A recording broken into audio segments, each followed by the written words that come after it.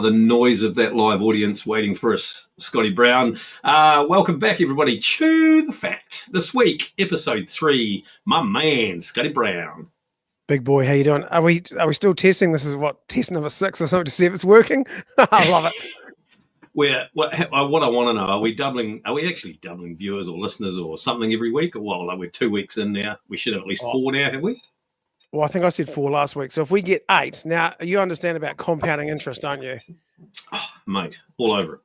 So if we get this exponential chart going, it's 8, then it's 16, then it's 32, 64, 128, and then it just gets to the point where it just goes viral. And that could happen. And probably not going to happen. Well, it's probably not likely. Like, you know, I have to tell you, I had some good feedback about last week's one from you. God, Jesus, it's sad when you listen to your own podcast on the plane, isn't it? Just to check, you know. Did you do that? And to put a listener number up there, you know, just yeah. Well, hopefully the algorithm works. The algorithm, like, they actually measure number of listens, but also how long somebody listens for, right? So you just turn it on the plane and let the thing play through it. At least that way we know somebody listened it the whole way through. Right, so that helps the algorithm. Right, got it. Hey, that'll help us get another half follower. Yeah, 100%. Now, so the thing is, like, so tonight, if you're watching this, I'm holding a big fat mic, aren't I? Because I lent that from you. Much better.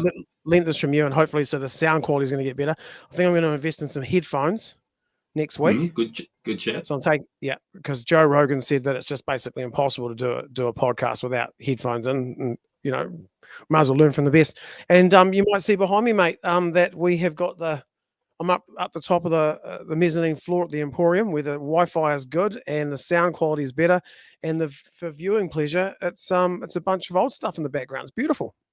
So for our viewers, will you be trying those shirts on throughout the show? No. Oh no, you know, that will be entertainment. That will be quality entertainment.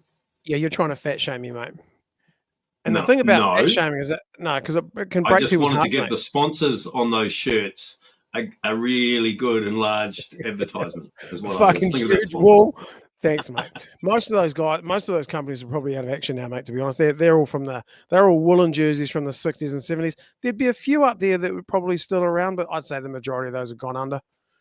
Well, winter's coming, so you know you can never. A bit of woolen undergarment will be just what you need in the winter. 100%. Now, I don't know if you noticed this new do, mate. Have you seen this? I was going to get to that, but you need to listen. You're leaning away. Lean forward a bit more in terms of the side. So it's pretty mean, isn't it, bro? This is legit. Now let me do a who have you modelled it after? Oh, some like mold. It was. I'm stumbling now. I'll tell you exactly what it was. It was some multi-millionaire that lived in Monaco. And he was driving fast cars or whatever it is, and I just snapshotted it. And then, mate, but here's the cool thing. So the guy that cut my hair, his name is Zorro. Now, you Did he do it with a No. But he was Japanese, and I did think to myself, Yakuza. And then, and what's the company's name? It's Yeah Boy Panda. Let me just get this. It's so cool. That's the barbershop. Yeah, it's down Colombo Street, right beside the Secret Sushi place. There was another famous cyclist actually getting in the chair right after me.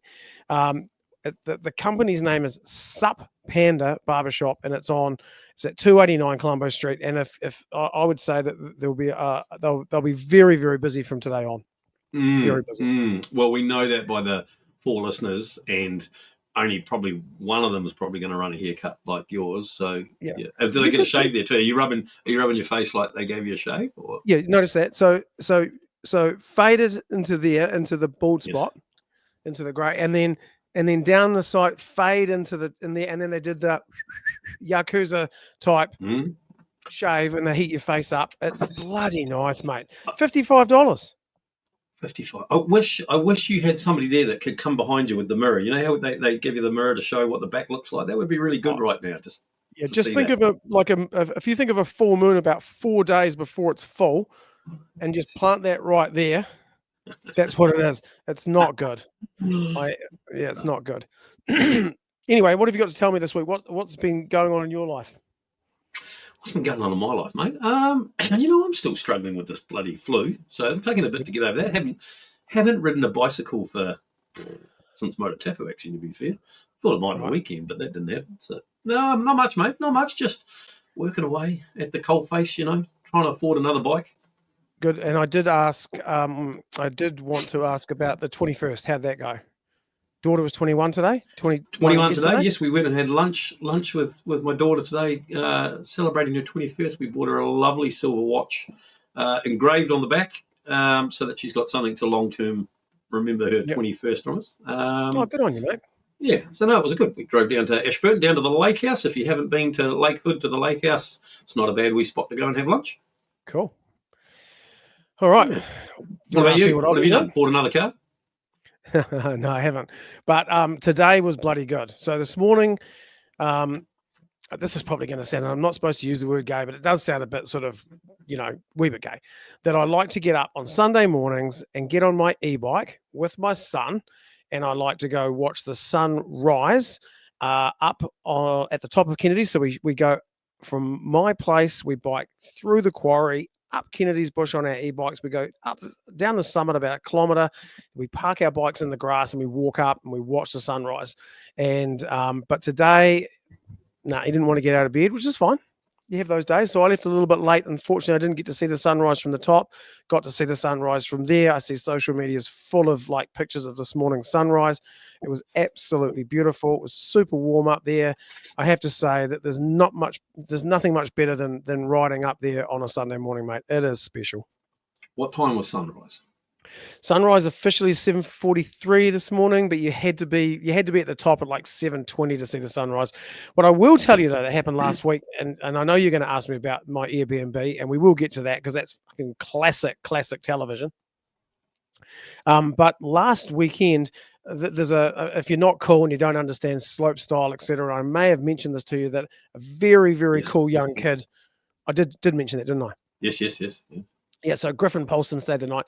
Griffin stayed in his van, and he went for an e-bike ride with Hudson up to the top and watched the sunrise. And I saw the photos that they took last week, and mate, they were magic, absolutely magic. So yeah, it was a very special morning. And then we hopped in the 850 left-hand drive, 5.6 litre V12 manual that I own.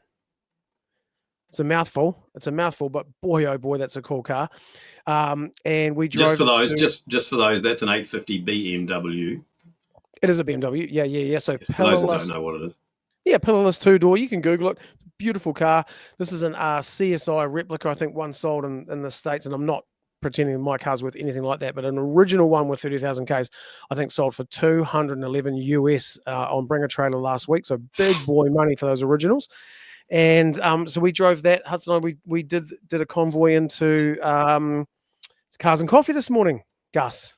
I wish I had gone, actually. We talked about this the other week, and obviously we were in Ashburton, I think, but maybe I should have just got up earlier. I scoured the old social media, Facebook, to see, there's some cool shit there, mate. Yeah. There's some stuff in people's garages here in Christchurch, isn't there? Bro, it's actually unbelievable. And it's not just one or two things. Multiple people have got multiple cool things in their garages, which just blows me away. So today there, mate, there was a beautiful, and I don't know my Cobras, and I'm pretty sure it wasn't a Cobra because no one would paint the Cobra that color. It was a green Cobra lowered with lots of black on it. It was absolutely stunning. And it would have just lit you up, mate. I saw the pictures. I'm assuming that's a kit car one. Nothing wrong with that. Just as cool as they are, and I see it's got a 550 horsepower Roush motor in it, so late model Roush motor in the thing. That will be, because I don't know what they weigh. Does it weigh 750 kilo or something? I don't know what they weigh for all, probably. Right. But with the big lake pipes down the side of it, as all Cobras should have, man, that'll boogie. Mate, when he pulled up and he was idling, those pipes were just da da da da da da da da, and moving. Much. Yeah, seriously, very, very, very cool. And I tell you, the other car, there was two other cars that really stood out for me down there, mate. One was and I obviously there's something about 850s. I owned a canary yellow Yes. Volvo TR5 in that yellow flying brick. Just what year is it? 1980 something? 1980. Oh shit, man! It might be 90 actually. Oh, to they're be 90. honest, Were they? 90. Well, they're 93, 94. Is that what they were in the British touring car? Famous by Volvo. They raced the wagon. Before they bought the sedan out, they actually raced the wagon of those 850s in the British touring car, and then they went to the sedan. Yeah, mate, I remember that. I mean, I've always obviously liked car racing. Never really seriously haven't followed it like you though. But I remember back in the day, there was the John Player Special, Formula One car, and Lotus. there was those. Mm-hmm. Yep, and then there was those Volvos, Volvo wagons. And that was about when Radisich was driving. Would that be right? Was he in the Mondeo then? 90. What did he win? 93, 94. Radisich won the world touring car champions. Was 93, 94, I think, when he won it. 2 years in a row. So yeah, about that era. So yeah, they must be. I don't actually know what year those things are. You're about saying. Well, can't you Google that while I just chew the fat? I can typing it in now. Chew the fat. So yeah. So anyway, there was a TR5 Volvo, not a manual one, but beautiful, and I think 147,000 k's or something. But anyway, it doesn't matter. Just holy grail Volvo car in the holy grail color. And then I don't know the name, mate. The Renault, the manual one, 2-seater with like the engine that sits right on your sphincter. So it's not a Megane at that age, is it? It's a Clio. It's not a Megane. That's a Clio, actually, is it? Yeah. They were like that Britain's hot hatch thing for a long, long time. That's a mid-mount engine thing, eh? Yeah, but unlike most but mate, the mid-engine, bro, the mid-engine is there's no window behind the seats. Right. You understand that? So the engine is in the car with you. So if you had a baby, it would be sitting in the manifold. I don't even know what a manifold is, but that's in the engine, right? So seriously, but if they had one, your baby would be sitting on it. Yeah. Yeah, and they took the cover off, and you can see the engine. So if you were sitting in there, and if it was a hot day, there's no amount of air conditioning that would work in that car if it was a hot day. It would be insane. V6 Clio is what it'll be, right? They were a V6. A turbo thing or not? Or were they just a straight V6 thing? Oh man, I wish I knew more about this stuff. But tell me about when I scroll through some photos here. There's a couple of things I want to test your car knowledge here. The Countach, can't be real. No. I think today was bring the car that looks like the other car that's real. Okay. So no, that car's not real. I mean, Lambo kit car, because they were. I mean, a bit of a holy grail if you actually owned a Countach. But there was a series of them built for a long time that were kit cars. So but still seriously cool. The next thing that was beside that, I suppose we're talking about the McLaren first. Tell me about the McLaren that was there. Well, this stuff's out of my league, mate. All I can tell you is I saw that McLaren. What, eh?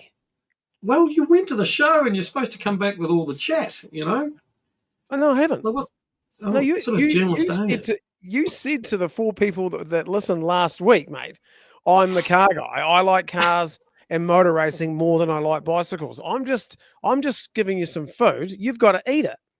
Right. Okay, so I want to know what was powering that McLaren replica. What was powering no idea. It's orange.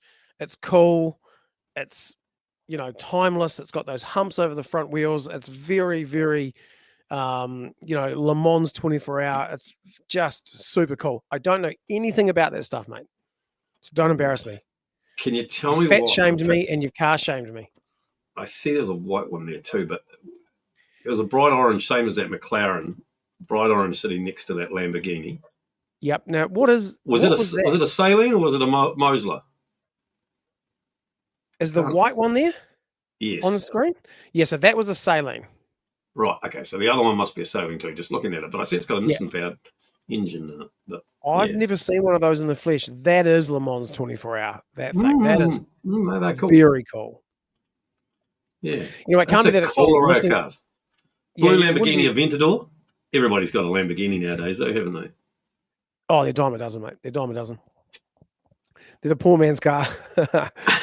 Yeah. I see my mate's yellow one appeared a little bit later in the morning. I think we left about 10:30 10:30 or 10:15 or something like that. But it was still rocking on, and I tell you what, it was a good show. Really, like, good amount of people, and it's the old story, man. I think that's why I really want you to go down there. And I didn't stay long enough this morning. We had some other stuff on, but next time we'll go down there and spend a bit more time. Yeah, I think you'll really like it. I mean, it's really, really, really cool. So yeah, thanks to Cars and Coffee this morning and Devin and the team for hosting that. And what my son, he's 13, mate, and he's just absolutely into JDM cars. Like, he wants lowered boy racer cars.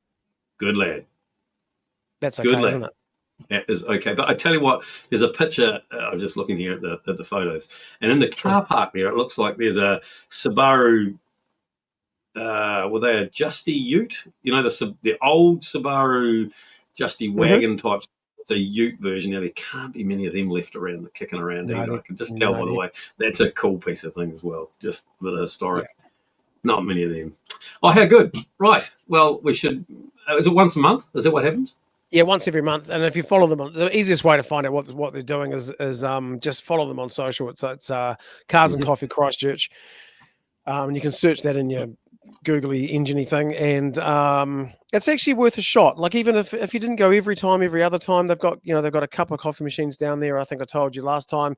I just reiterate, it's worth doing, and it's the old story, isn't it? If we don't spend 5 minutes supporting these events, people just put their hands up and say, "Oh, fuck, this is not worth it," and that's not cool. So, I definitely encourage people to go down there. Good. Now, events that were supported well in the end. Yes. LeRace last weekend. Our last podcast that came out, we were a few days before the race was about to happen. Now we're probably a good week past that now. LeRace, you, Mr. Scotty Brown, were the man about town down there with the gun to start. Now, what did you have? Did you have a hooter, a gun, or what did you have in the end? Yeah, mate. Well, I won't take all the glory. I mean, Bevan was down there on the mic, and Bevan. He's just sensational on the mic. Getting the crowd all sorted, but also giving great instructions to the riders before they leave the city and go up the hill. No, it was a really good, positive morning. We didn't. Sean and I went down to the start. We had very few problems with bikes, like I think a puncher and something else that was really easy. And then then Cherie gave me a hooter. Now, I'll be honest. If I'm invited back next year, I'll be buying a better hooter. You had to push it from the bottom. But like the piss was taken out of me a little bit, because I think people thought that when I said I was genuinely excited about being there and doing that they're just, but I wasn't. I was genuinely, like, super, super duper excited, because it's something I've never done before. I mean, how long have we've been following that event from like day one, 25 something years. And we've been associated with the event, like, hard out as a sponsor for probably 15. So we're like in bed with that bike race. So I was super stoked to start the race, and it was very cool. And I stood up on the back of the Golden Homes vehicle up there with Bevan, and I pushed the button, mate. Bloody good. How was the vibe? Vibe was real good. Actually, quite a few people said in the store this week that they thought the vibe at the finish line this year was really, really good, substantially better than other years. So, mate, that can be a number of different things, can't it? It can be the vibe from the weather. It can be, but I think there seemed to be a lot of people this year, certainly through the store, getting their bikes checked from Aussie and from out of town.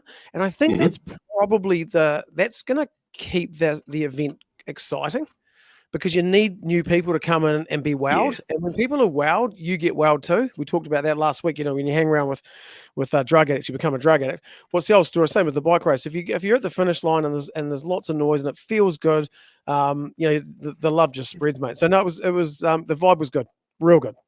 Weather plays a massive part in that, doesn't it? If the vibe was awesome at the finish line, Akaroa on the green, centre of the township there. Pretty cool, really. So the weather plays a massive, massive, massive part of that.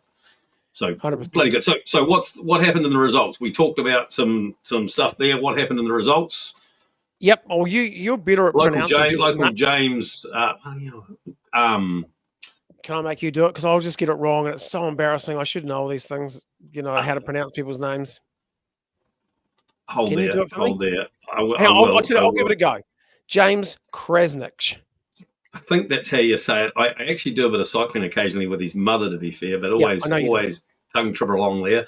Art Aiken and so hang on, 2 hours 40 minutes 19 Yep, seconds. let's call him James K. James K. Now he's got number 518. You know this. 18 is my lucky number, so it doesn't surprise me that he got up to win that because I started the race and there's just a lot of love going Fair. on there. Yep. Fair. 2 hours 40 minutes, mate. I mean, last year I did it on my mountain bike, right? And I was fair fucking flying. I'll be honest, fair flying. Oh, I can't think of anything other than that, mate. It took me 2 hours 40 minutes to get to Little River to have a coffee with the fam. 2 hours 40. Then that little guy, Art Aiken. Do you know his dad, Shane? Yeah, I know of him. Yes. I mean, just a fucking machine. I mean, we used to go out training. He was the 5 o'clock guy. I didn't even know there was a 5 o'clock in the morning before I met Shane. And he'd go, he'd ride his bike a couple of times a week. I think it was Tuesday morning, 5 o'clock. So, like, Art there was no way he was not going to be a bike rider. I thought he was good. I don't think he's good. I think he's great. 2 hours 40. He was only like 4 seconds or 20 seconds or something behind. I mean, something like that. So it's only a drop down Long Bay Road, isn't it? Really, it's only just like a couple of K an hour attacking the corners down Long Bay Road. Yeah, I was super impressed to see Art get up there to second place. I mean, that surprised me in a very, very good way. I knew he had talent. I knew he had legs, but I think, blown away by that. And Jeremy Presbury, who's the super nice guy. Have you met Jeremy? No, I don't think so. Oh, super cool guy. Him and his mate are pushing the gravel scene in Wanaka, Queenstown area very hard. Yes. Copy. Can you remember the name of their wee group? I'm so embarrassed. Google it while I yap away. Yep, got it. So no, you're right. Are you going to talk over me? No, I wouldn't do that, mate. So Jeremy Presbury got third, which again I don't know if I should say I was surprised by that, but I was kind of surprised. I knew he had legs. I knew he was a great bike rider, but man, oh man, that's impressive. And it's not on my race list here to tell you who got fourth, but I'm going to say it anyway. Young Nick Malloy, who works for me, I thought he was a good bike rider too. He has got the most beautiful legs in New Zealand. They're gorgeous. If you're a single girl or a on the fence guy, and it's a warm day, and Nick's working, come in. I mean, I like coming into work when Nick's working in shorts. Yeah, okay. And that's an HR problem for me that I've just opened up. It's a massive can of worms. But boy, oh boy, what a beautiful set of legs. Now, he hasn't just got a beautiful set of legs, mate. He's obviously got some pins. Oh, clearly. Now, because now he's fourth. I'll get the right amount of fingers there. He's fourth on the list, but is he actually third equal? Is that what I heard? There was actually a tie for third. Oh, is that what happened? Really? I believe so. I mean, let me. I think he might be right. Now, listen to his story. Great runner. They're equal. Now, see, they were equal on 2:41.26. Jeremy Presbury, Nick, they were both on exactly the same time, and then another 2 seconds behind that was Guy Yarrell. Wow. So they were 3 up. They must have been 3 up in a little wee sprint there. So that's pretty cool. Wow. Let's not discount how bloody good Guy Yarrell is either. Oh, hey? Yeah. I agree. That is classy. I think that I'm impressed with Art because he's come from triathlon and giving cycling a go and getting second. And I'm not trying to be biased at all, but I'm also impressed with Nick. He's done, I think, 3 bike races in his whole career. Not bad for a runner, eh? Not bad for a runner. And he wins the prize for most beautiful legs in cycling. So now I want to do something here quickly because we need to talk about the woman there as well. And absolutely.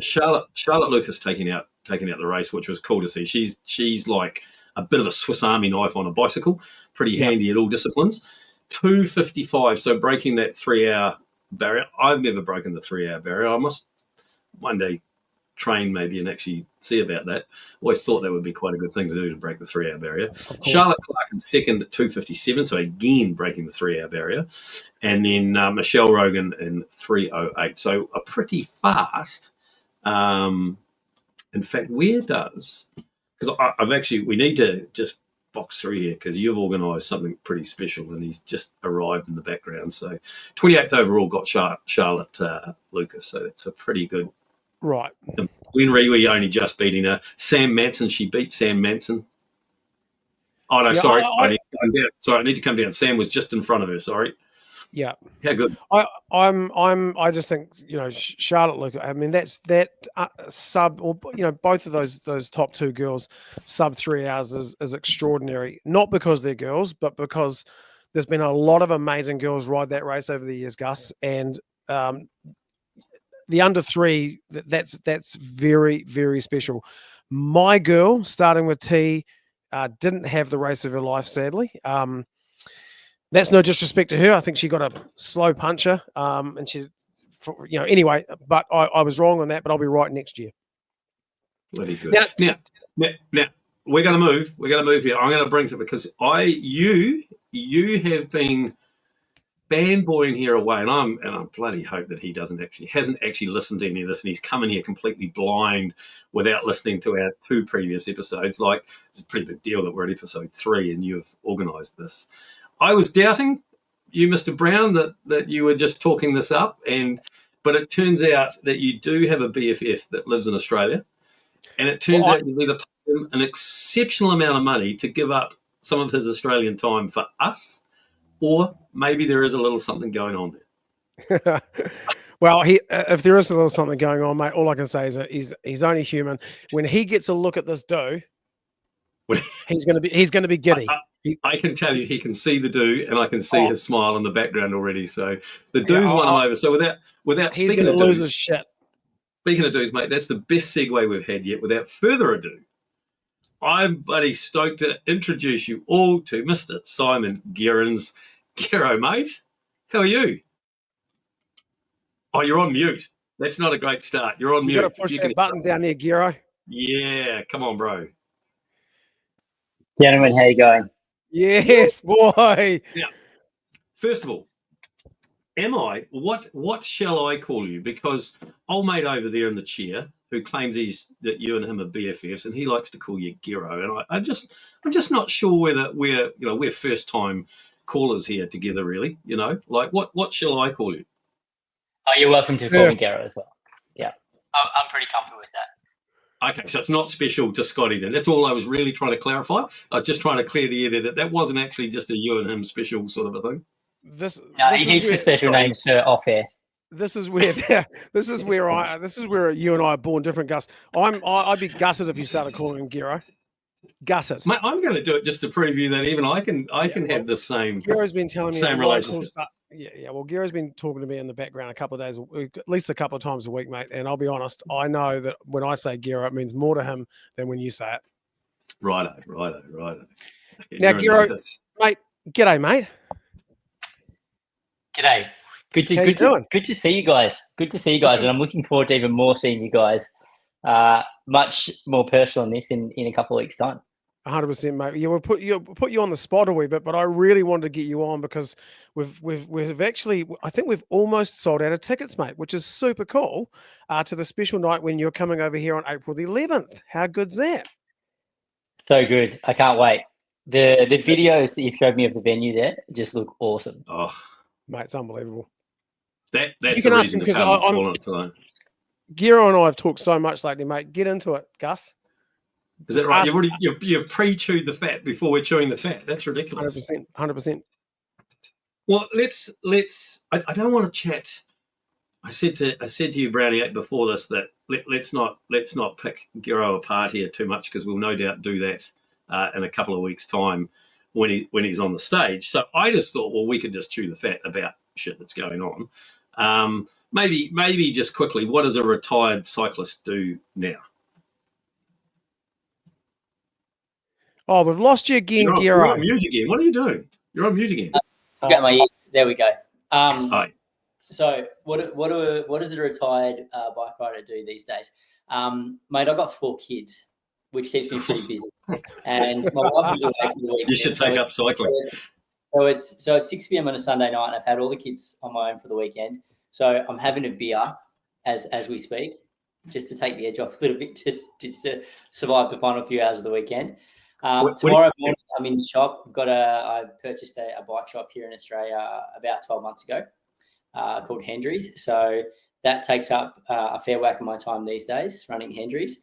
And I do a bit of commentary as a side hustle. So I commentate a few of the classics, about half the Giro Dauphiné, go over to France to call the Tour de France, and then back in Australia for about half of the Vuelta for the Australian network SBS. Me too. I mean, I do half the tour as well, and out of interest, what are you drinking? Giro, don't laugh at him, mate. Please don't laugh at him. What are you drinking? What am I drinking? I'm drinking just it's a pale ale, actually. Just what I found at the bottom of the fridge. Okay, so you're a crafty guy, or are you just a run of the mill? I'm a pretty run of the mill kind of lager kind of guy, actually. Yeah, I don't get too much into fancy beers. Giro, you didn't know me 12 years ago, mate, but I was 110 kilos and I used to drink Diet Coke for breakfast. Well, you're doing something wrong then. Diet Coke's not supposed to have any calories. How are you 120 kilos if you're drinking Diet Coke? Yeah, but hang on, mate. Have you? Oh, Jesus, I feel like there's no love. Gus, shut up. All I'll tell you is that I was 110 kilos and Gus wasn't far away. And part of the reason we called this Chew the Fat is that we wanted to talk about life as well, because we were both really, really fat. And I don't want people to think that it's okay to be fat. You got anything to say about that? Who, me or Gus? It's that awkward silence, that dead air awkward silence thing again, Scotty. So tonight, Giro, we've talked about a couple of things. We're going to go off subject, then we'll come back, and then we'll let you get back to your kids. Did you say you've got the kids tonight by yourself? Yeah. Oh, yeah, crikey. Just served them up dinner. I'm waiting for World War III to break out in there anymore. Yeah, mate, nice. We'll let you go. Can I ask a question then of you, Giro? You're coming over here to Christchurch. You're doing a night with us. We're going to talk about life. We're going to talk about bike riding. Can I ask one thing that Gus? I know you said you didn't want to go into the cycling part of it. I've got two questions to ask actually, Giro. One is car related, and one is bike related. I wanted to get your take really quickly on the rumor that Pogacar is going to ride Paris-Roubaix. I'm pumped for it. It's great, and there's no race that Tadej Pogacar doesn't turn up to if he doesn't think he can win it. And I think he's going to throw a cat amongst the pigeons big time. Whether he can win it, you'd never discount him because normally he makes a difference when the road goes uphill. There's obviously not a lot of uphill in Roubaix, and it will be interesting to see if he can distance the guys that have 20 or 30 kilos on him on the flat, on the cobbles. But I tell you what, they're not going to give him any rope. I think if he goes off the front, he'll be very, very hard to bring back. And what Tadej Pogacar is incredible at is his ability to recover following an effort. So he will just attack and attack and attack, like what we saw in the finale of Milan-San Remo, until he eventually wears these guys down. So it's going to be an awesome, awesome race. I'm super excited to watch it. Yeah, I agree. It will be so good. Spot question. Who was the last Tour winner to ride Paris-Roubaix? And what year? I think it was like Le Mans, wasn't it? Oh, Scotty? Early 90s, wasn't it? Oh, I don't know the answer to that, Gus. Yeah, 100% right. You nailed it. 1991, Greg LeMond was the last Tour de France winner to ride Paris-Roubaix. So this is actually like a big deal, isn't it? Especially when he's like how much is at risk here? Like there's a shitload of risk, right? There's a huge amount of risk. And I think it's a whole risk versus reward. But he wants to clock up all the monuments. He wants to have them on his Palmares. So at some point, he's going to do it. I thought he might hold out until a little bit later in his career. But, yeah, there's a lot can go wrong in Paris-Roubaix. A lot of things out of your control. Like crashes can happen around you any moment. You see spectators taking down riders all the time in Roubaix. So, yeah, he's putting a lot at stake here, but he's shown time and time again he's a guy not averse to risk. He'll happily go a long way out. He attacked, 90K to go on the world titles. And he was strong enough just to hang on, but he looked like he was peddling squares in the final. So he only just hang on to it. So, yeah, he'll have a crack at anything. He's the best thing that happened to cycling in a long, long time. So it's great that he's trying to win everything on the calendar. Yeah, bravo. So what about his mate, Van der Poel? So three 3 classics this year under his name already, and obviously taken down Tate in that last sprint. Still gets up on top. In the E3 in the weekend, was it the weekend? I suppose it was the weekend out on, or the other day. In the E3, he's moaning that their team there was obviously a crash early on at the start, and then a lot of them all got caught up on it. It happened before the TV cameras caught up with apparently, and then nobody did anything. And he was obviously caught up in that. And he is moaning that it wasn't fair bike racing, that his team had to do all the work to chase back, and still goes on to win, right? I say, well, isn't that exactly what you would do if you're the other teams? The guy's just won already 2 other classics. He's probably the favourite to win this thing. You've got riders up the road. You've got an opportunity here to make gold here. Is that not right? What do you take of that? Like, should everybody have had their turn, or should it have been up to Alpecin to chase that down? No, totally on Alpecin's shoulders to chase a split down early on the race. One thing that I noticed Van der Poel, he does quite a lot. He tends to float down the back of the bunch in the early stages of the race. And getting caught behind a crash in E3 is not the first time that's happened to him. We saw it happen to him in Tour of Flanders a couple of years ago. He got caught at Paris-Roubaix a couple of years ago as well. There was some splits early on. He was caught loitering down the back. He had to use half the team to bring him back into the race. So I thought he would have learnt his lessons in years gone by, not to just float down the back and switch off in the early parts of the race, because it can be very costly. He has the legs and he has the team to bring him back into contention, but he generally burns up a lot of his teammates in doing so. But to go back to your question, is it fair game that none of the other teams participated in the chase? Absolutely. Their only way of beating him is to weaken him and weaken his team. Yeah. And having been caught out, then that's a perfect opportunity for them to do that. I thought it was an odd thing for him to say or make comment at, after you're in the winner's circle and at the winner's interview, and you make comment to that after you've already won. I just thought it was a strange thing for him to say. Yeah, you don't know. I didn't see the interview, and I don't know how the question was angled as well. But in that environment, the journalists and the post-stage or the post-race press conference, they're always looking for an angle, a bit of controversy to throw something into the mix and just try and create a bit of tension, a few rivalries heading into this Holy Week of cycling. And to be fair, we probably only got a snippet of what actually was said in the whole thing as well, right? That's all they take is that snippet and send it out, and we all go, Jesus, what the hell's he on about here? Yeah. I'll be honest right now, I'm lost for words. I'm looking at Giro. I'm listening to you. It's just, this is fucking A-grade TV. I can tell you. It's absolute God. I dropped the mic, mate, but I dropped the mic for the wrong reason. I feel like I'm just like third best and I'm in the wrong. Mate, you need to get a bit of life, I reckon. Hey, the quicker Giro answers this next question, gets the hell out of here, mate, we'll be back on track. He's just showing us up. Giro. But just on that, one thing that I'm looking forward to on our night on the 11th there is the best questions you get come from the room. Yeah. Audience, everyone's got that one moment that they saw in cycling. They're like, well, what actually happened there?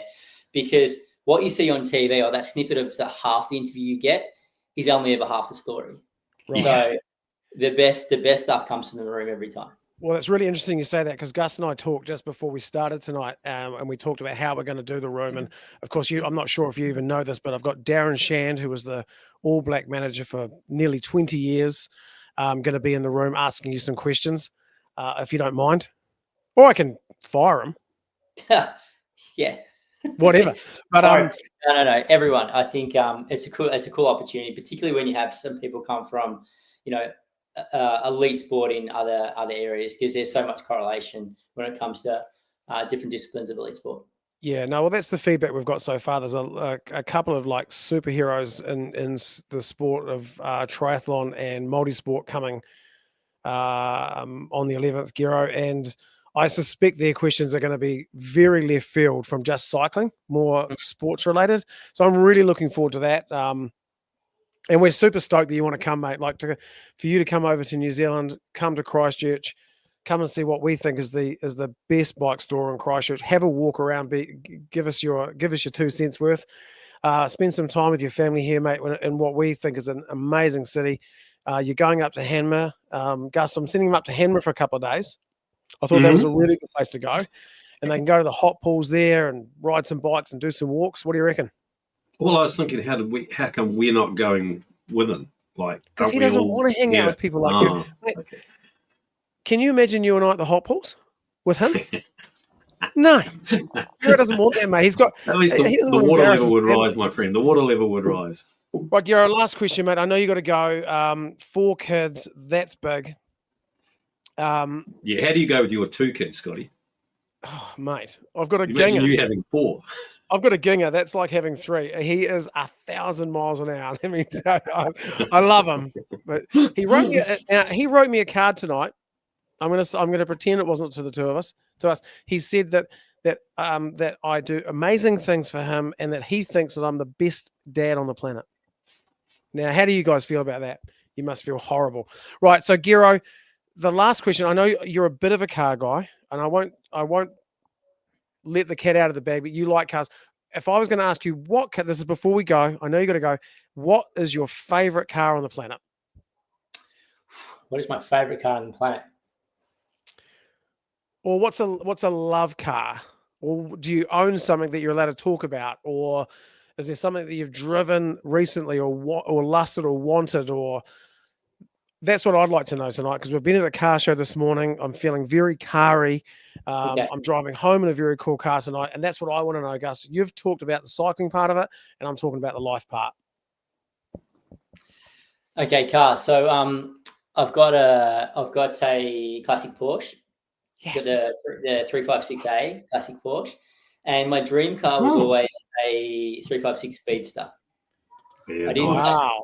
I bought the 356A. It's a coupe, and because the Speedster was obviously a bit much more of a stretch.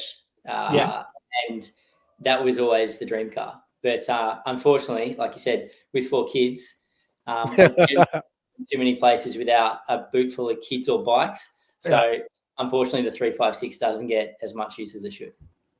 I'm so glad that you said you had a 356. That is, I think, Jerry Seinfeld's favorite car, Gus. Two questions off that. Is it fully restored, or what state is it in?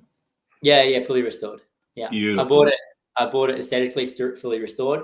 Mechanically, I had to do a bit of work on it, but no, it's pristine. Color? Silver. Oh, as it should be.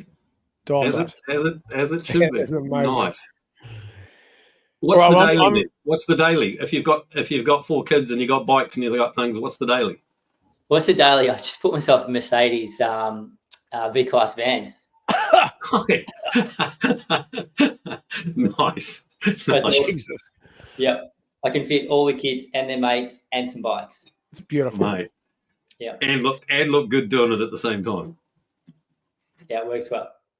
Nice. Right, Gary. Well, hey, thank you very much for coming on, mate. Probably to you seems like a total shit fight and a complete mess doing this.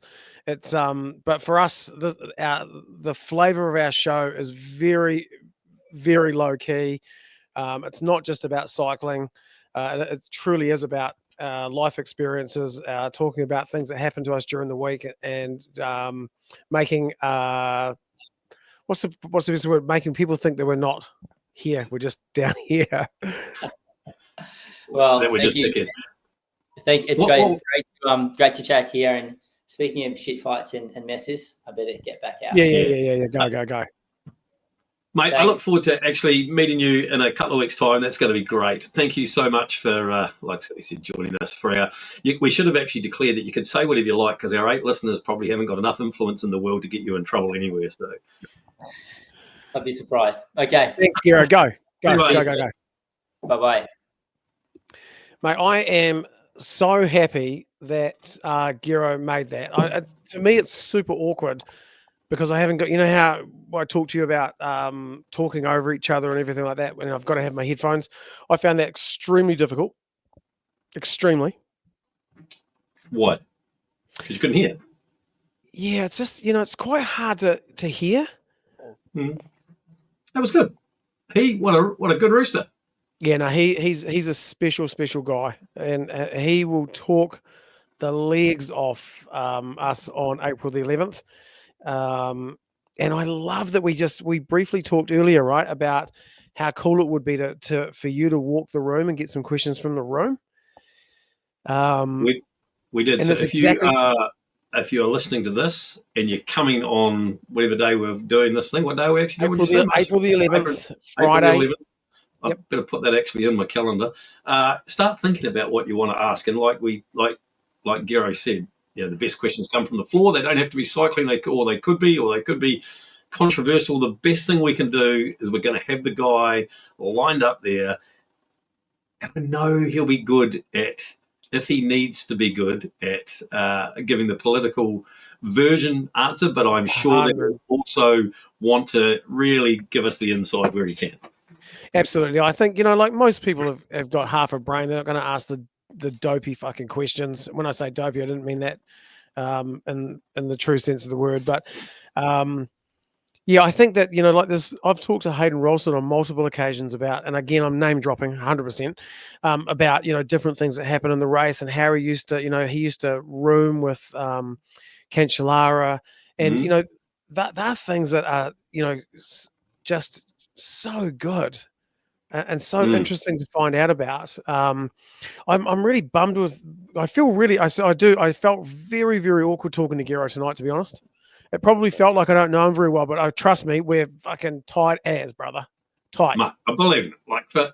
You did well. You did well to get him to us, mate. You did well to get him to us and to the people. I am, and I'm very, very lucky. And when you've got 4 kids at home, mate, and your wife's out, I can only imagine he's just probably like, oh my God, what the hell? I just got to go before it just turns into World War III, like you said.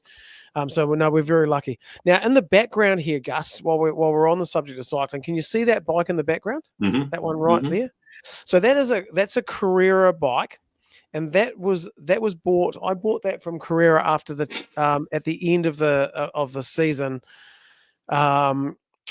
That they sponsored. Now I can't even remember the bloody team. That's so super embarrassing. But anyway, that bike there was ridden by Dario Frigo. Now Dario Frigo won stage 17 in 2002 on that bike. On that bike, Tour de France. Yes. So stage 17 of the 2002 Tour de France, Dario Frigo is riding that bike, as is Weir's, and won stage 17. And then there was a whole bunch of controversy around doping, etc. And it was that horrible part of cycling where it got lots of press for the wrong reasons. But how do you buy one of those? How do you end up being able to buy one of those? Well, we used to import Carrera bikes from Carrera in Italy, and they were located just down the road from Desenzano at the bottom of Lake Garda in Italy. And they're a very small company. David Biafava, who owned the company. So David Biafava was also, I think I don't know if he was his manager, but he signed Pantani to Mercatone Uno. And I can't remember what year that was. I'm sorry. You've caught me off guard. But yeah, so David Biafava owned Carrera, small, Italian-owned company, signed Pantani to ride for Mercatone Uno on top of a Carrera. There's another one, yellow one, just behind me here, which I actually had made to Pantani's measurement. So that's an identical replica to what Pantani used when he was riding for Carrera on Carrera for Mercatone Uno. And then that bike there was sold at the end of the season, because those big teams probably don't do it that way, but the small category sort of 2 teams that ride the tour, they were sort of they were a big team, but sort of at the bottom end of the big team, under-resourced, underfunded, probably throwing all their money at a particular bike rider. So at the end of the season, they would try and, recoup some money, and they would sell the team bikes. And of course, because we were in bed with those guys, we bought a few. So yeah, that's how we got that bike. That wasn't on the internet. It was certainly pre-eBay, etc. And that was purchased from Carrera. 1997. Who was 97? Well, it says 1997 moved to Mercatone Uno. Oh, that might be Pantani, you mean? Yeah. Yeah. So that's that yellow one over there. He would have ridden. Just very, very cool. Carrera was the first Italian manufacturer to build carbon into the rear of their bike. So they were the first aluminium bike company to have carbon in the rear. So they're very ahead of their time. Such a cool company and cool history. And I may be able to get a very good friend of mine who lives in Italy, who worked for the company, Marco, on our show one night, actually. And his English is actually very, very good. He rode Giro d'Italia. I will talk to him about that. But yeah, anyway, there's some really good history up in this room up here. And so it's sort of fitting to talk about that after we get off the blower to Giro, who, of course, was a yellow jersey holder in the Tour de France, eh? And was he 5-time or 7-time Australian champion or something? Is that right? I want to say, well, let him be the judge of that. Hopefully when he's listening to this, he doesn't feel like we've disrespected him, because I feel like our show, I know at the moment our show is a bit of a joke, but when we go viral, people will look back at this and go, oh, geez, they were a bit hard on those guys at the start. But it was our first attempt. Four-time Tour Down Under. Right. Yeah. Well, now that you've met him, your experience at the Tour Down Under next year is going to be off the charts. It's going to be so good, mate. I'll be in the box with him, I reckon, calling the race, you reckon? Yep. Now we're at 51 minutes. We've got how long have we got to go? Probably another 10 or 15. I'm going to talk something else non-cycling related. I'm going to talk about the bicycle shop and how. So this week, well, last week, the road outside our store was resurfaced with big stones, right? And we all fucking what? It was a shit fest. Yeah, it was a shit fest, and we were all rolling our eyes, because there's 100 roads in the Christchurch city that should have had money spent on it before Buchan Street. Okay, the AA's on it, and maybe they've got some, but there's no other reason. You've got Further Faster down there. You've got us. You've got Grizzly Bakery. None of us deserve a new road, right? Copy. Now the stones come off the road onto the tyres and come into our parking lot. Now I said to Luca yesterday, he's only 8, and I said to him, mate, you're going to come down here. And so we came down here after work yesterday at 5 o'clock with our blowers. We had 4 batteries, 2 blowers, and he's 8 years old, and he helped me blow the stones off the driveway so that our customers and us can have it's just a nicer experience. Now, I'll give him credit. He's 8. I explained to him the reason you're going to help me is because you get great things in your life. But as we were doing it, I actually got angry, mate. And do you know why I got angry? Because not far from here, and I'm not going to make any friends with this, but there's a bunch of houses over there which are pretty much newer and nicer than what I live in. Mm-hmm. I know they're small, and there's guys over there with things on there, and they're not allowed to get pizza at the front of their out on the street because they've got one of those things around their leg. They got a beautiful piece of jewelry. Yes, supplied by the government. Now, okay, so the whoever put the road down put more cones than they need to. It cost everyone a whole bunch of extra money. They sweep the road a bit, but I got left with the baggage, right? And then I've got my 8-year-old son down here after work. I've just spent a whole day at work, come back in my own time to sweep my car park, which is fine because I take pride in what I do.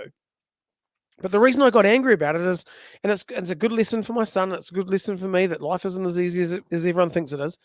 But there must be 50, let's say 5,000 people in the city who are getting money for nothing that could goddamn do that for us. Now, what's my point here? What? Sweep the stones. Is that what you're saying? But not just sweep the stones. Like parts of the city are horrible, mate. Mm-hmm. And I think, as future mayor, I'm going to make something happen about that. And cool.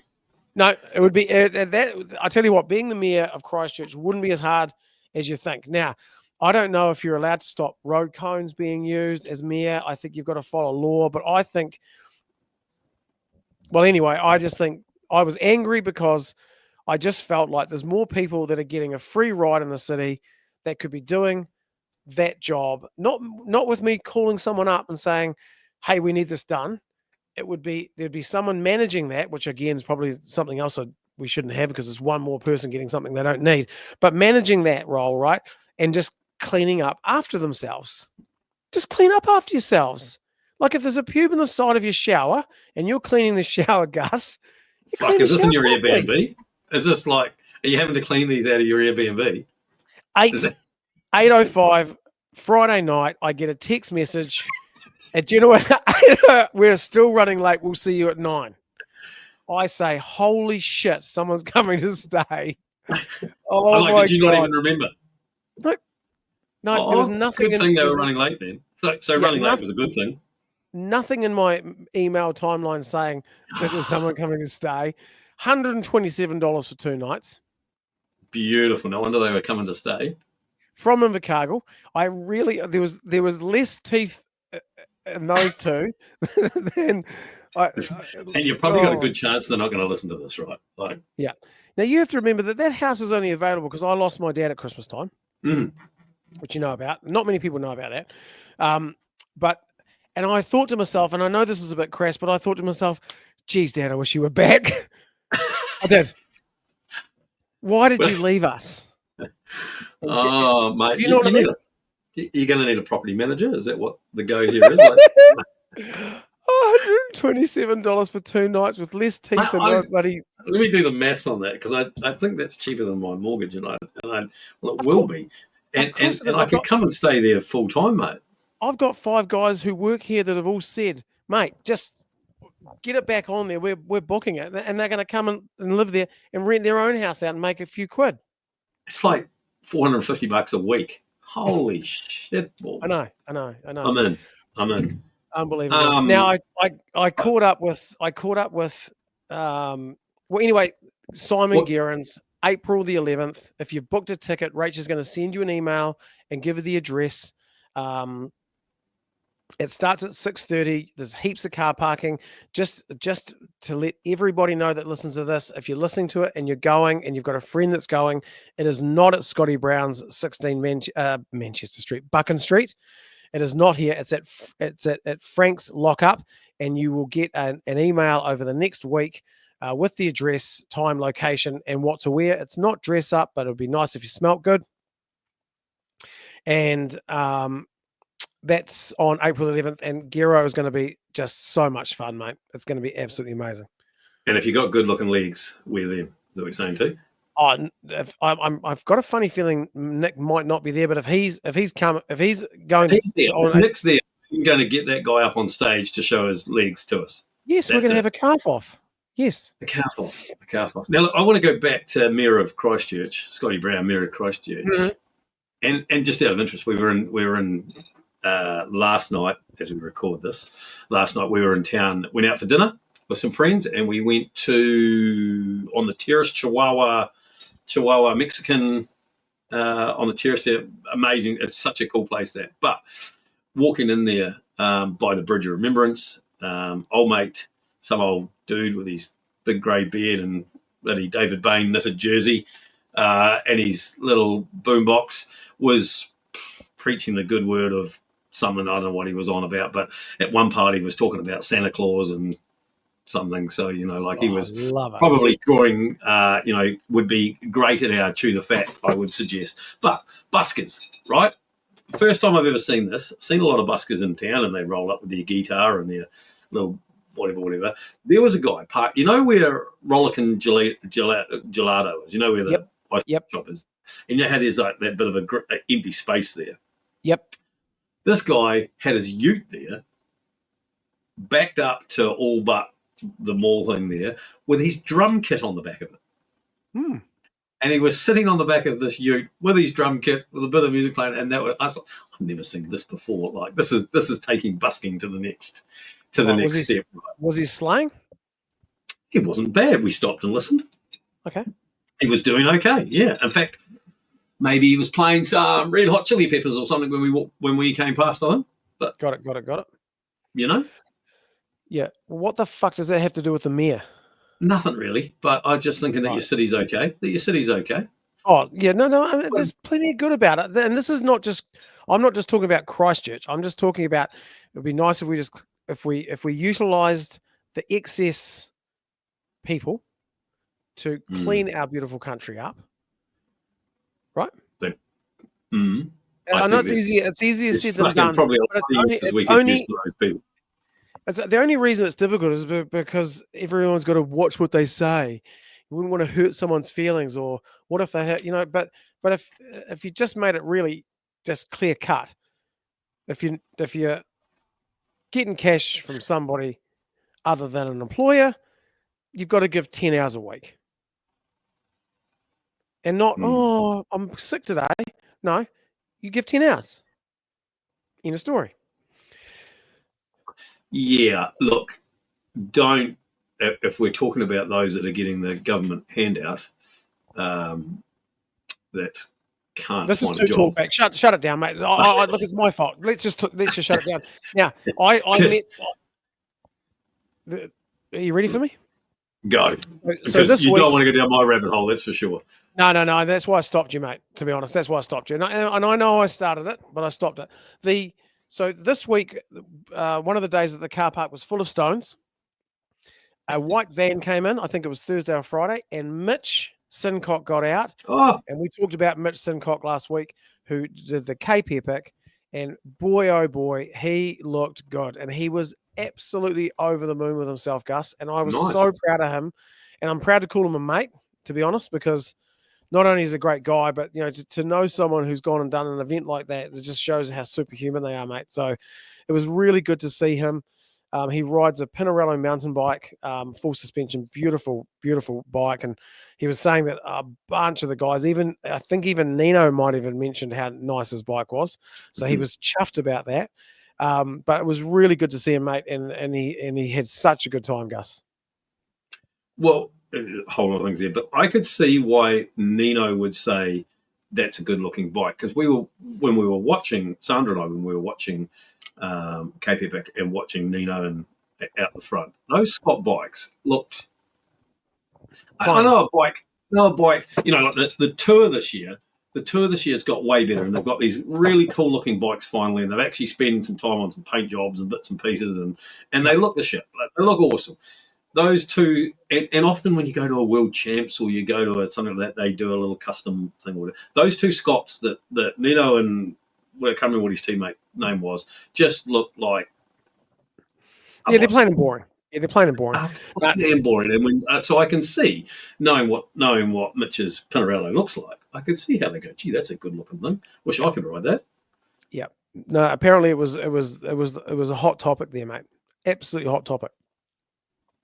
Now, I'm going to tell you about something else that happened this week, that happened actually today. A gentleman by the name of Hans Verdevorn. Now, I had to read it off my screen then because I always get it wrong. I just call him Hans. Crazy Hans. And Crazy Hans, did you hear about that this week? What he did? What did Crazy Hans do? Well, let me read this off his Facebook thing.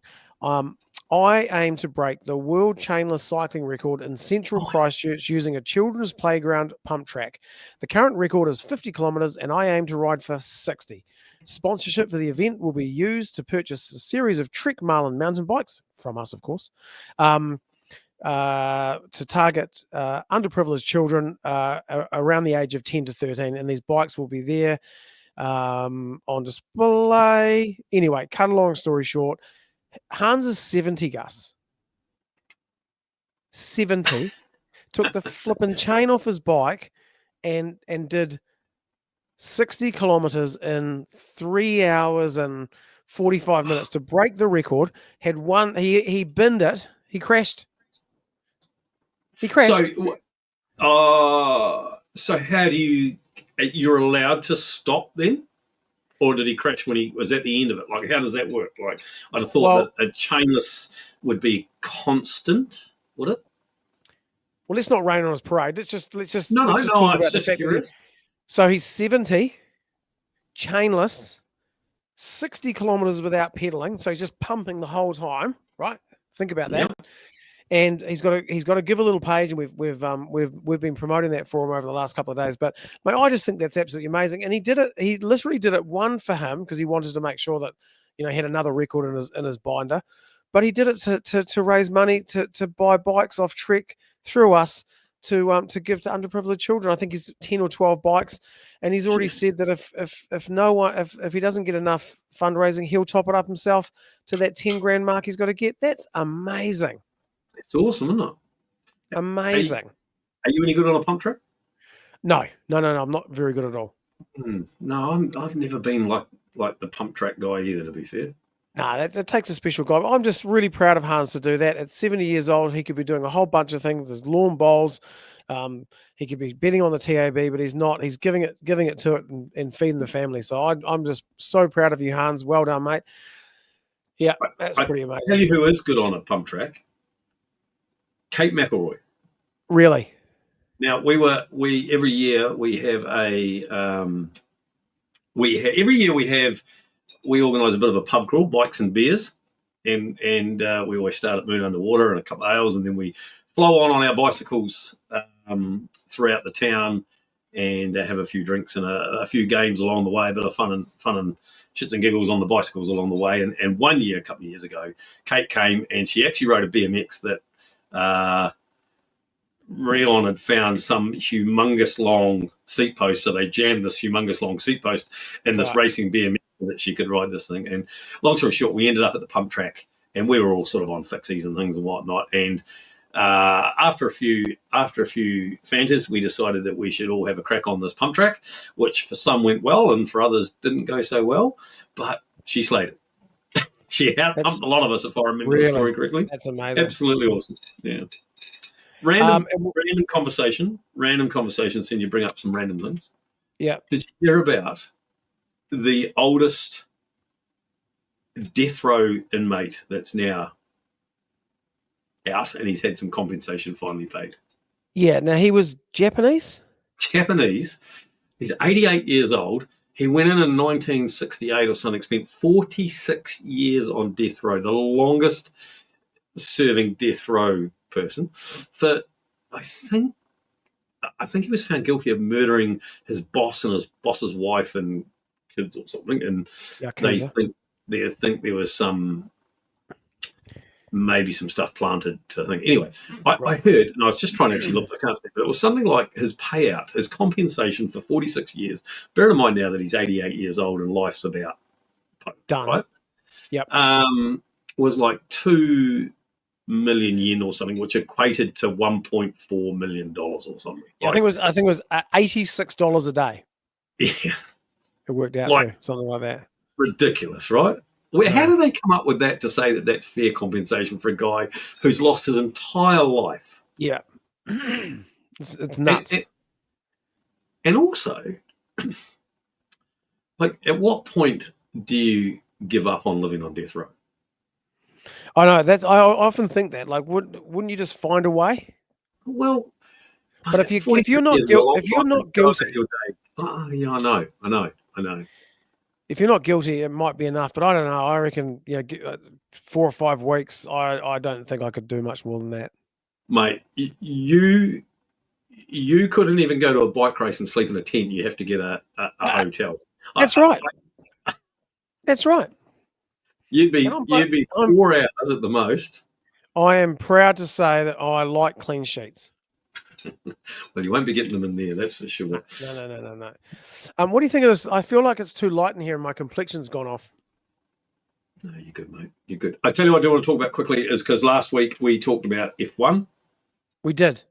And holy shit, what a week. Well, what a week. But maybe we need to find something else to talk about this week so we can set the precedent, because last week we talked about how good would it be if Lewis Hamilton for Ferrari could win a race, and no more than a few days later did he win a race. Yeah. Well, I think that was because of us. Yeah. The sprint race is still a race. Yes, it wasn't the Grand Prix, and it was the sprint race. Well, look, it goes on the record book as a win. Okay, well, from that point, see, I didn't get G'd up about that because, in my opinion, I don't feel like that's the race. But hey, if that's him winning, he was very happy. I'll admit that, right? Yeah. Yeah. I mean, like I say, it goes on the record book. It wasn't the Grand Prix, but it was. What's happening with Liam Lawson? What's going to happen there? Yeah, well, I just want to quickly jump in there and say that what's going to happen is, old mate Yakuza is going to jump into the other Red Bull car, which we all know no one can drive. Honda are paying a lot of money for that to happen, apparently. Yep, it'll be amazing. The crowd will go flipping wild, right? It will be very, very special. So from that point of view, I love it. What's going to happen is Liam's going to get in the other car, and I guarantee you he will be in a better position than what's his name? God, why have I forgotten his name? Yuki Yeah. Tsunoda, whatever his name is. Yuki. Tsunoda, whatever it is. That's what will happen. Liam will get in that car. It won't feel foreign. He will absolutely nail it. He will come across the line, whether Yuki crashes or doesn't qualify as well or can't handle the car, will come across on there. Whether he gets back in the Red Bull car, I don't know, but there'll be so much controversy, mate. Have you deep dived on anything that's going on in the Red Bull camp? Yep. Well, yeah, they had a summit to have some discussion. The rumor's hot right now that there's absolutely no way that Mercedes won't have Verstappen in their car next year. Like, it's all but done. Really? Now that is some gossip I hadn't heard. Oh yeah. Well, you've got a deep dive. The thing's fallen apart since Newey left, right? So since they lost the brain box, Adrian Newey, he is the guru, the brain. Yeah, I mean, who knows what's going on there? But I just feel a bit sorry for Liam that, there's multiple things going on. Okay, race one, he didn't get off to a good start at all because the car had some dramas or whatever at Melbourne, and then it rained, and to be fair, he was not in a bad position when he crashed. He just got unlucky like everybody else in that rain. But if you notice, there was a different nose on the front of Verstappen's car to on the front of his car as well. So Verstappen was clearly running the latest whatever on his, and there was potentially some last year or whatever on. So they weren't. I don't believe they were apples for apples either. Right. Interesting. Which is not unusual either, because the history of Verstappen says that he's never really had a very good second teammate. Right? Yeah. And all the second and all the other drivers that were driving second have all had something to say over the last couple of weeks. So, but there's a lot of people very, very upset. In fact, there was even some talk of Verstappen being a little bit upset that Liam got booted. So who knows what's going on? There's obviously this and that, and I guess this is what Gero was talking about before, mate. For every story, there's another story. It'll be interesting. There'll be so much politics going on in there. Oh boy, and with politics, it's money, right? That beautiful old thing. Yeah. Speaking of money, I just want to officially congratulate Nate Pringle. I'm using my phone again, mate, and I want to, but reigning New Zealand under 23 road cycling, time trial champion is joining the Red Bull Bora Hansgrohe Continental team with immediate effect. The rookie squad now consists of 12 riders. We're excited to bring Nate Pringle into the team. He's a rider who embodies a smart and instinctive racing style we value. Nate has shown he's not afraid to take opportunities, commit to the race, and make things happen. Qualities that fit perfectly with our philosophy. Now, we talked about it last week. I said it was a rumor. The night we were talking about that, it became not a rumor. I actually got a text message from Nate saying, "Mate, I want you to know this is happening." I was absolutely chuffed about that because, it makes you feel like a bit of a rock star when you get that sort of news. But it was very special to get that message from Nate.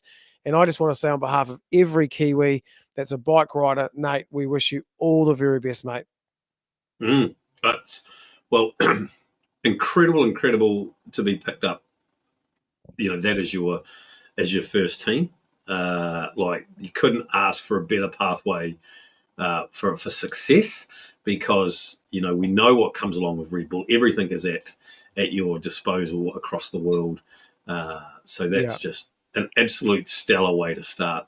Some bloody good Kiwis, full stop, in that pro peloton. We really punch well above our weight per capita in that peloton. Absolutely. Yeah, no, absolutely. And I think that, every time a New Zealand rider gets there, it fuels the fire for the next guy that's just behind Nate, and I think that's happened over years and years and years. And I remember, I think it was Hayden, or it may have even been, it may be even Sam Bewley or something. One of those guys, said that, they can see how their footsteps into the peloton have really started fueling and helping the younger riders now. because now it's not something that's unreachable, right? It's very, Correct. very hard to get to, but it's not unreachable. And so, oh man, I was wrapped for him, mate. And do you know what else I'm wrapped for? I'm wrapped for the other guys that are so close to Nate's ability. And I'm not taking anything away from Nate. He is next level, right? But there's guys that are just on his heels that now think, shit, I've got a shot. And it's very cool, mate. And I'm also stoked for Nate's family. Nate's family's really nice, mate. And so you know, and when you get to know someone's family and something like this happens, you can just imagine the pride. Can you imagine what it must feel like for mum and dad? Like just absolutely next level. And there'll be some anxiousness too, right? They're sending their young fella off across the world to where they're not going to be, you know, like it's not quite as it'll be good. No, you go. No, I was just going to say, I'm sure they won't be far behind him and be over there watching at a few races throughout the year. Oh, absolutely. It'll be interesting to see what his first couple of races are. Yeah, no, it's very, very cool. I just, you know, if I was the dad, because I can't say if I was the mum, I would just, all I would want is my boy to give me a Red Bull hat that actually came from the Red Bull team. How cool would that be? And you put it on without having to pay for it. Oh, so good. So what have we missed tonight, Gus? We've missed quite a lot. We've missed quite a lot. But I was just thinking, I'm just digging into my bag of goodies here. Yeah, but one by this handed gifted. See that? Yes. Very cool. Red Bull Bora Hansgrohe. So that's the team bottle. You know where that came from? You know who gave you that? Lawrence Pithy. How good. Did it have his DNA on it? Yes, it did. It did. Did it? In fact, he had to finish it before he gave it to me, actually, to be fair. Oh, how good. Just I could actually dive in the bucket here, actually, to be fair, if you wanted. Like there's a bit of George Bennett. So that's George's. That was George's bottle. Now these are interesting. We're really digressing here, but I did pick up one of these that got thrown and scattered across the road. And you know what that is, right? That's the Little Trek Aero. It's good for nothing, though, isn't it? Yeah. I'll just throw that over there, right? Like, I don't know really what that's good for. Yeah. Hey, look, dragging along. What do we miss? I was going to talk quickly, and we'll do that to round the show out. Maybe we'll just end on a bit of cycling fish, because why not? Have you been watching, because, man, there's a lot of YouTube coverage on the Taipei Bike Show. Oh, yes, that's true. Shit, we talked about that at the start, didn't we? We haven't even tapped on it. Yes, I have been watching a wee bit of that. I have been to the show before, mate. It is spellbinding. Oh, wow. So they don't make it easy for you to get in if you're not within the industry. And, of course, if you're not within the industry, why would you go? Because and of course, now you don't need to go because you have these amazing – you've got the guy from Panda Podium and GNC. Have got, you know, their coverage. GCN are there. Shane Miller, the Llama, he's there. Yeah, I mean, it's the coverage is amazing. It is mind blowing, mate. What that show is. It is you know, floor after floor, booth after booth of, you know, bespoke carbon builders, bell companies, pedal companies. You know, for everything from the most boring thing that you could ever imagine on a bike, right through to the most legit, you know, disc brake rotors and carbon wheels, everything in between. Then you've got my friend Marco, who I was talking about before, from who used to be at Carrera, now works for an amazing bespoke Italian company called Petrie, which we'll probably end up doing at some point in the store here. But they're showing there. You've got Colnago there. Factor are there, but not officially. They're you know, you've got Black Tech, Black Ink. It's an incredible show, mate. Yeah, so no, it is one of those things. If you ever wanted to go there and you could find a way to get in, well worth the effort.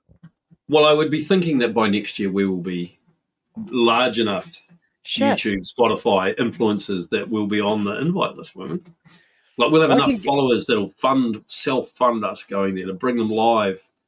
That's the thing. I mean, I can get us in, right? We can make something up and I can get some business cards made. But wouldn't it be good if it was self-funding? We chewed the fat at the Taiwan Bike Show. How good would that be?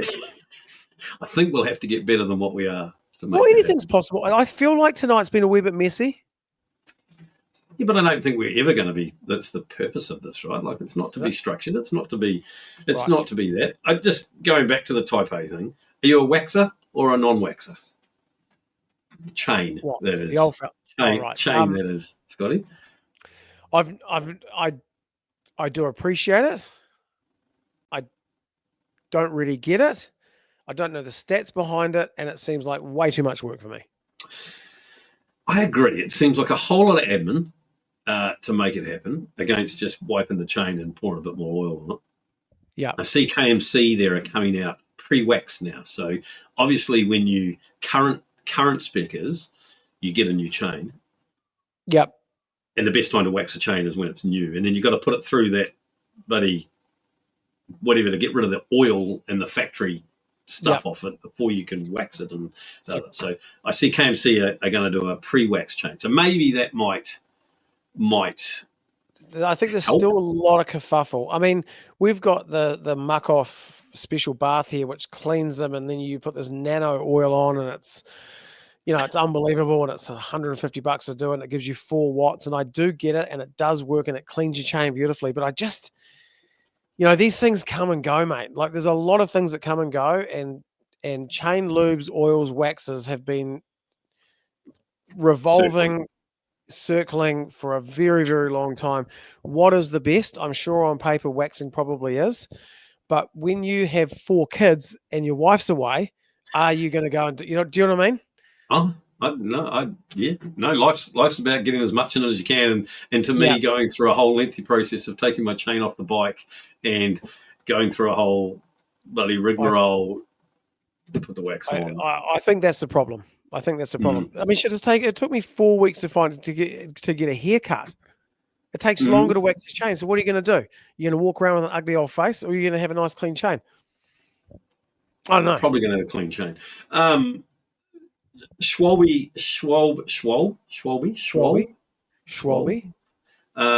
Click valve. Have you got those in stock yet? A what? Oh, look at that. The new valve that they're doing. You know how. See, this is actually probably something that I need. You know how when you go to pump your tyre up and you unscrew the little press the valve thing, and then you go to push your pump on, and if you're like me, you're doing it on a funny angle or in a hurry, and you end up bending the end of the thing, and rather, and on it goes. Schwalbe have a new click valve, new arrangement where it doesn't have that, or it goes that you leave the press the valve open or something, and then put this other bit over top, and then all you do is click with the valve off the pump. Really not describing that probably all that very well if you're listening to this. Nor were my hand signals if you're watching very good. But I think is actually a good thing, because sometimes when you thread, I don't know if you've had this happen either, you thread the pump head onto the valve, pump. Yeah. This is boring to me, Gus. And then you unthread it. How often do you take the core out? Yeah, this is boring to me. I mean, I sell all this stuff, and I'll give you a tip. First of all, if it is Schwalbe, it won't come into New Zealand, and if it does, it'll be out of stock in about 4 minutes. So you're dreaming. You have to order on the net. You lose the odd valve, but this is not good TV, Gus. Is there anything else that you saw at the show that was interesting? Well, set of wheels. Yeah. Did Sandra and I were talking about the disc rotors, the flippy ones with the cuts in them that move? Yeah, I don't understand how that works either, though, to be fair. But I quite like that. This is probably not good TV either. I mean, if it stops the age-old problem of brake rub, which is what they're saying, disc rub, isn't it? That pad rub's what they're saying. It stops itself squares or something. Then yes, I think that's probably a very good thing. Yeah. Well, April the 11th is coming around. We've sold a lot of tickets. I'm really excited about having Gero there. I'm mostly proud that you heard me call him Gero. And did you see how he smiled when I said it? I mean, shit, that's joy. That's joy. And no, go ahead, carry on. No, carry on. No, carry on. I'm not going to do the podcast from up here next time. I don't like it up here. It's my ears have gone kind of full. Okay, good I don't chat. like it. I don't like it. It's a nice area and it's a very cool setting, but I like being on the Most people are couch. listening. Most people listen and don't watch anyway. So regardless of what you have, Really, really. See, I feel like I've got a face for television. Yeah. Watch channel. Oh, one of those bloody Sky ones that you like can the Animal Channel or something, and you're like, grouse. That's gold. Yeah, that's amazing. We had a very good week at the store this week. Event season's slowing down a little bit. There's not much left going on. I think we've got Round Brunner coming up. What else have we got coming up, Gus? you're 2 months away. Oh no, not yet. A month and 4. I think May 4. I think is the first round. May 4 of the here in Canterbury for the Southern Cross Cyclocross series. So May 4, right. I think May 4th at Ferrymead, I think, is the first round. So get your cyclocross, get your one piece, get your skin suits and your little knobbly tyres on, and get ready for, in some cases, 50 minutes of high heart rate, no breathing racing. Well, thankfully, the wee fella can still ride the 2-lapper or whatever it is, and I do that with him because that's hard enough. But I actually think Ferrymead is one of the coolest courses, bar none. It's such an amazing course, and you think Ferrymead, it's flat as. It's not the only bump in the whole area. You guys have put the course over. It's such a great course. So for anyone who's remotely interested in taking their road bike or their semi road bike off road or their new gravel bike to an event, that's the one they should do. That's gonna capture your heart. It's such a great course. And if anyone thinks they can do a better no-hander down the hill than Luca Brown can, there'll be a competition for that this year. It has to be. He's I think he's going to win the one on. He's so good, isn't he? I'm lost for words on that wee fella. I just can't believe when he sent it down there and then was like no hands heading down the hill. I was like, this is going to end badly. But yeah, so and we get a lot of kids from the Ladbroke school area doing that event with their parents, and I don't feel like other schools have got quite as behind it. I mean, maybe they have, but I feel like there's a lot of parents and kids doing that from the Ladbrokes area. So it would certainly be worth if you're interested in taking your kid out there. That's a great way to spend some time with your kids, and also not just that, but just introduce your kids to cycling. I think so. Quickly then, Cyclocross Sunday. We don't actually care what you bring, whether it be a mountain bike or a cyclocross bike or a gravel bike or a tandem. We have a lot of tandem racing goes on there. Nice. Actually, maybe we could chew the fat on a tandem on one of those there, Scotty Brown. That could be an adventure for us. And so from the all run what you brung, whatever it is, be it fixie, single speed, mountain bike, whatever, to B grade to A grade, there'll be the big hitters.